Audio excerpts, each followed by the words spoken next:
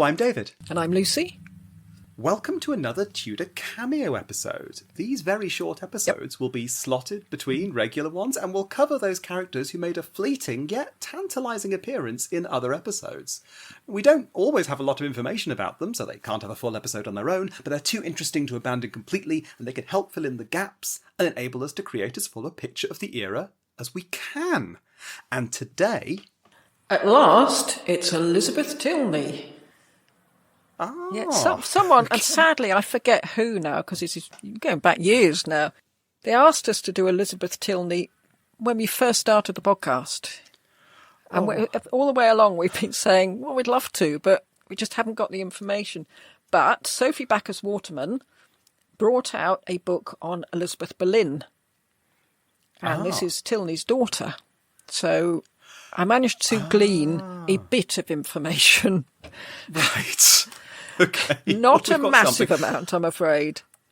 I hope whoever you are, you're still listening. Yes, because here it is. And we will be talking largely about the people around her, rather than her herself, I'm afraid. Yeah. But she was born before 1445. So that's as accurate as we can be. Daughter of Sir Frederick Tilney and Elizabeth Cheney. And Frederick died when Elizabeth was very little. She was an only child from this marriage, but had 7 step-siblings. Oh. And then we make a big leap here. Around 1466, she married Sir Humphrey. I still don't know whether it's Bourchier. Oh, I'm very glad it's a big leap. Yes. I'm glad, that's a good sign. And they had 3 children. And on her marriage, she might have joined the court as lady-in-waiting to Elizabeth Woodville. Ah. I say might, since one source I read categorically said she did, and one categorically said she didn't. So, it's effectively take your pick. When Edward IV was forced to flee, that sounds like a beginning of a poem, doesn't it?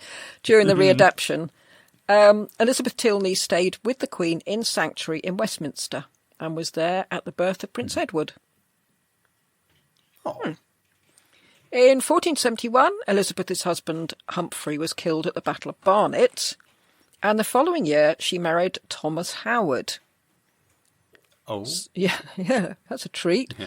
Yeah. Which one? One of the Thomas Howards. One of the Thomas Howards. Actually, I was just thinking back to every time you says they go, oh, she's there at the birth, and I remember, oh no, this is the time when the Queen had to give birth in sanctuary in Westminster Abbey. I was just thinking that's a hellish time to she must have been thinking, oh great, this is all I need.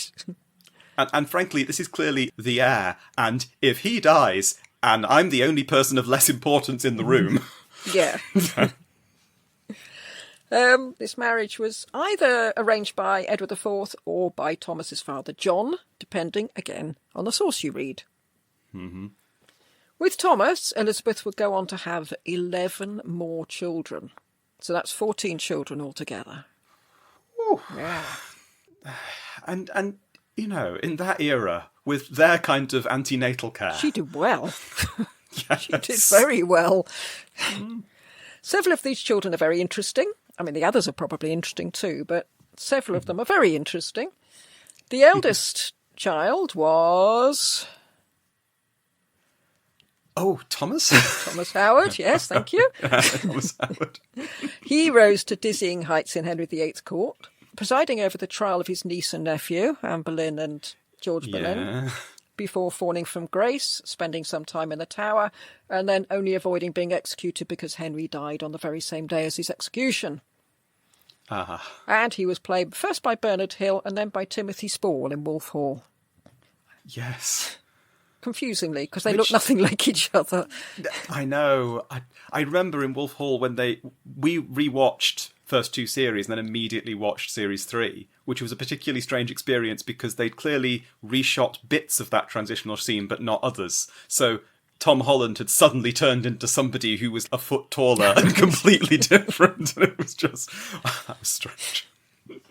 Yeah, and Mark Gatiss seems to have dropped out of it, and it's Alex Jennings instead. And you think, yes. Nothing like each other. Spending time in France will turn you into Alex Jennings, apparently. The second son was Edward Howard, who started his military career under Sir Edward Poynings, but is most famous by our reckoning because he escorted Princess Margaret to her wedding to James IV, and he captured the Scottish pirate Sir Andrew Barton, the one with the barrel of heads. That pirate. Yes. No, unfortunately, in this, you have to go, barrel of heads, not jars. Okay, so different guy who collected Lots heads. of heads in one barrel, not one head per jar. The third son was Edmund Howard, who was a page boy to Henry VII and was later the father of poor Catherine Howard. Oh. A daughter, Elizabeth Howard, married Thomas Boleyn and was the mother of Anne Boleyn, Mary Boleyn and George Boleyn, and was thus condemned to a great deal of unhappiness. Oh. And so she was the grandmother of Queen Elizabeth. So Tilney, Elizabeth Tilney, great-grandmother of Queen Elizabeth. Yes, and grandmother to both of the wives that Henry VIII executed. Yes. I can't remember the timeline here. I'm sure she must have been dead by the time. I really hope so, really. Yeah. Elizabeth's husband, Thomas Howard, was very well in with Richard, Duke of Gloucester, which meant that Elizabeth was one of Anne Neville's attendants at her coronation, and was given 2 long gowns, one blue velvet trimmed with crimson satin, and the other crimson velvet trimmed with white damask for the occasion. I mean, we know very little about this woman. I'm grabbing hold of whatever I can find. Oh, I mean, I have a friend who is she makes historical costumes, and this is just what people want to hear. Yes, I think it's probably just me, really. I'm not particularly interested in the clothes, but I just feel very relieved that I don't have to wear them. She stood behind Queen Anne while she dined, quote, holding above her head a cloth of pleasance whenever she ate or drank, unquote. Which presumably is great honour, but just sounds incredibly tedious, doesn't it? Yes. Well, I get to stand and hold this... Oh, all right. Yeah, you've got to hope she was a quick eater. Yes. This was all fine as long as Richard was on the throne, but then along came the Battle of Bosworth. Elizabeth's father-in-law was killed in the battle, and Thomas was wounded and then imprisoned in the Tower for having been, quote, greatly familiar with King Richard, unquote. Oh. Yeah. Yes, so I can tell you, because not sure when this episode will come out, but in recording, we've quite recently done the primetime interview where we did look this up. So her husband will be Thomas Howard, 2nd Duke of Norfolk, and sometimes Earl of Surrey, and sometimes nothing, depending on how much in favour he was. Sometimes in prison. Well, she was lucky because Thomas's attainder didn't extend to her possessions. But, incredibly worrying time for her. Elizabeth and 5 of the children moved to St Catherine's by the Tower, which, as the name implies, placed her close to her husband. And Thomas was facing a traitor's death, which absolutely terrifying for Elizabeth and the family, and indeed Thomas. Yeah. Elizabeth petitioned Henry VII for permission to see her husband, but permission was refused. And that's cruel. Yeah. Dear, oh dear. And it's not as if he's already beheaded him or anything. Yeah, even so. The family got back in the carts and set off to the Isle of Sheppey off the Kent coast, and she chose to go there in case they had to make a speedy getaway. Meanwhile, the family... I meant to look up how to pronounce this. The family home of... it's Ashwellthorpe Manor, but I bet it's not pronounced Ashwellthorpe. It's going to be Ashwell. No. Ashwell or something, yeah. isn't it? Ashwellthorpe. Yes. Yeah. And this is where else but Norfolk, and it was at risk of being seized by Lord Fitzwalter in the name of Henry VII. You say where else, but actually someone who has a title living in the place that they have the title to, we've discovered, is quite rare. Well, I was thinking more the fact that their house is being seized. So, we know it happened all over the place, but we know it happened in Norfolk. Yes. Elizabeth discovered her servants had been discharged for having, quote, had unfitting language of the King's grace, unquote. And Elizabeth wrote to the man who was probably most expert in the subject of having your home stolen in Norfolk, John Paston. Oh, John Paston. Yeah. And that's... Is this John Paston the Elder John as Paston opposed the to Elder, John... I think. Yes. Quote, Cousin, I trust that you and all the gentlemen of the Shire which had had knowledge of mine lord's servants, can say that heretofore they have not been of that disposition to be loose of their tongues, when they had more cause of boldness than they have now," unquote. So what she was saying was they were all teetering on the brink of ruin, her children and her servants. Her servants wouldn't have been so foolish as to speak out against the king, given the circumstances. Yes. I mean, not least because they might well get Thomas into more trouble, if you can get into more trouble than being about to be hanged, drawn and quartered. Yes. She asked Paston to get in touch with John de Vere to apprise him of her fate, and she wrote that de Vere had, quote, "promised to be a good lord to mine lord and me, whereof I pray you to put him in remembrance." Because it's quite easy to say, yeah, don't worry if you get into trouble. I've got your back, and then just forget all about it. Paston must have pulled a few strings, or de Vere did, since Fitzwalter left Ashwellthorpe. And actually it wasn't Henry's to take, since it was in Elizabeth's name, so it's not part of the attainder. Ah. So when we say they were all on the brink of ruin, they did have a big house, which they all moved back into. Thomas was pardoned after 4 months, but not released from the Tower for 4 years. So still a worry for Elizabeth, because, I mean, he doesn't have the death penalty hanging over him, but she'd have no idea when or even if he was going to get out of prison. But why didn't Henry release him after 4 months? I think it's because Thomas had been a big player in Henry III's reign, and Henry couldn't. Richard III's reign. Richard III's reign. Surely, unless he's very old. Those three, Richard, Henry and Edward, I get them wrong every time. Henry couldn't risk having someone who might incite rebellion running about the place. Not early on in his reign, anyway. Yeah. And also Henry was testing him, because Thomas was given the chance to escape during the Lambert Simnel Rising, but he refused, saying he wouldn't fight against, quote, "an anointed king," unquote. So he's passed the test. Yeah. And since Henry used this policy with Thomas Howard, it seems more likely to me that he might have done something similar with Perkin Warbeck and Edward. Special friend, Plantagenet. Oh. Because we did wonder if their escape was just a royal set-up. It shows Henry wasn't above setting people up. No. But Norfolk passed the test, or Howard, I suppose, at this point. Yeah, he's passed. He refused to go. He probably just thought, this is too good to be true. I mean, look, someone's left a window open here. This is... Yeah, or possibly, and, go with me on this, he might have had slightly more about him mentally than Edward, Earl of Warwick and Perkin Warbeck. Yes. Well, that wouldn't have taken much, unfortunately. All this means that the children would have been without their father for 4 years. But I suppose conversely, it might have meant they'd have spent more time with their mother than they'd otherwise have done, because the family wasn't in any position to get their children sent out to other noble families, which they usually did at this time. Who's going to want them? Their dad's in prison. When Thomas was finally released, his title, Earl of Surrey, was returned to him, and some, but not all at this time, of his land. He entered into the service of Henry VII, heading north to put down the rebellion surrounding the murder of Henry Percy, who, if you remember, was beaten to death by a mob over taxes. Elizabeth Tilney became Lady of the Bedchamber to Elizabeth of York, and was godmother to Princess Margaret. And I wonder, did all these people let bygones be bygones and get on with each other? Or was there a sort of morass of seething hatred wafting around that court? Because Henry wouldn't let her see her husband when he was about to die. I mean, how easy would it be to forgive that? Yeah. 1495, Elizabeth and Thomas's eldest son Thomas married Anne of York, sister of the Queen.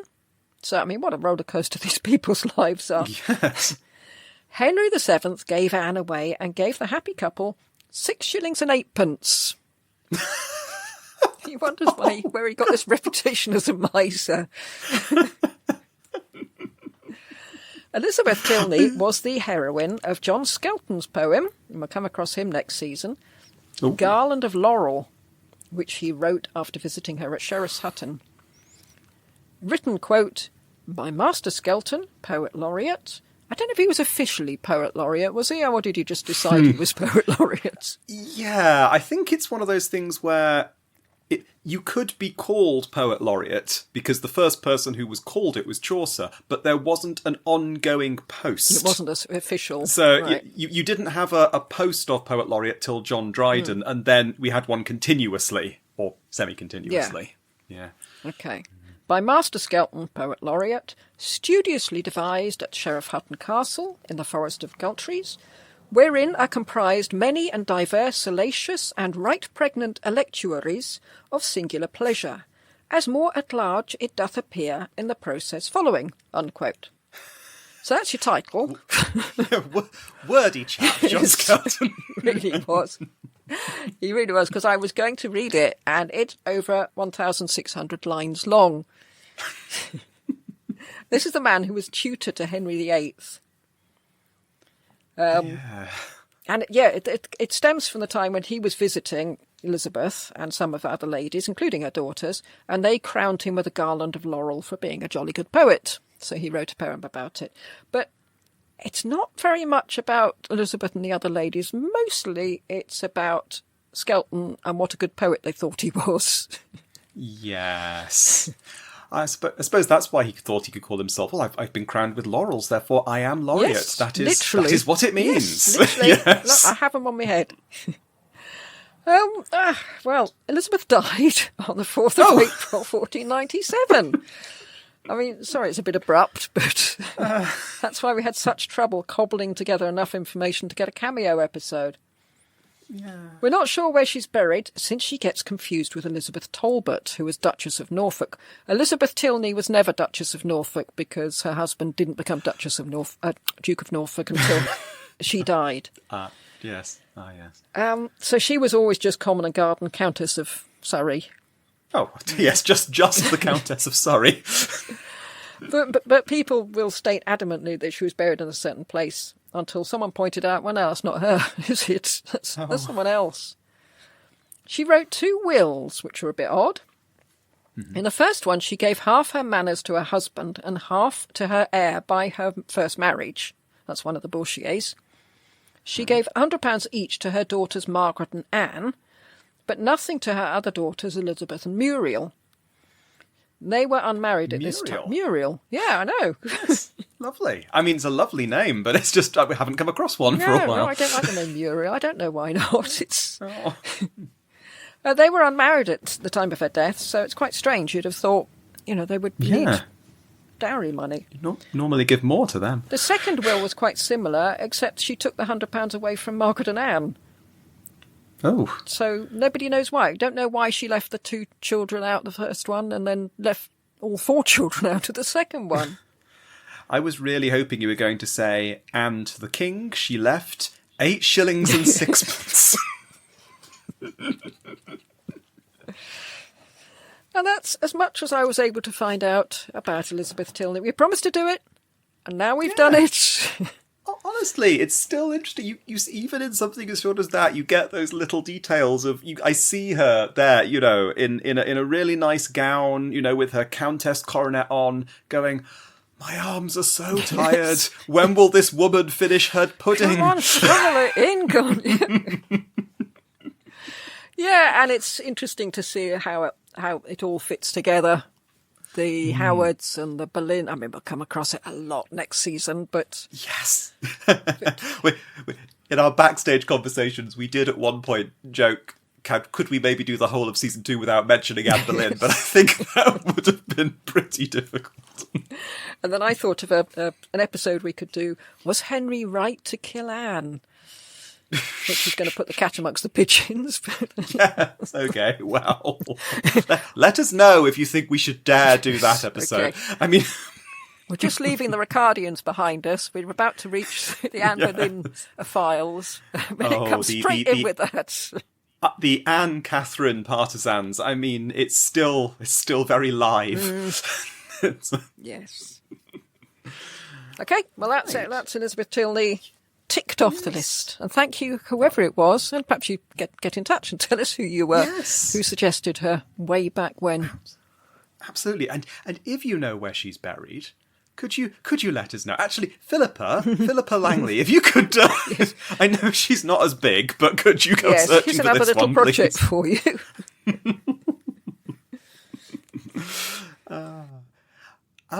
Thank you for listening. And goodbye. And goodbye.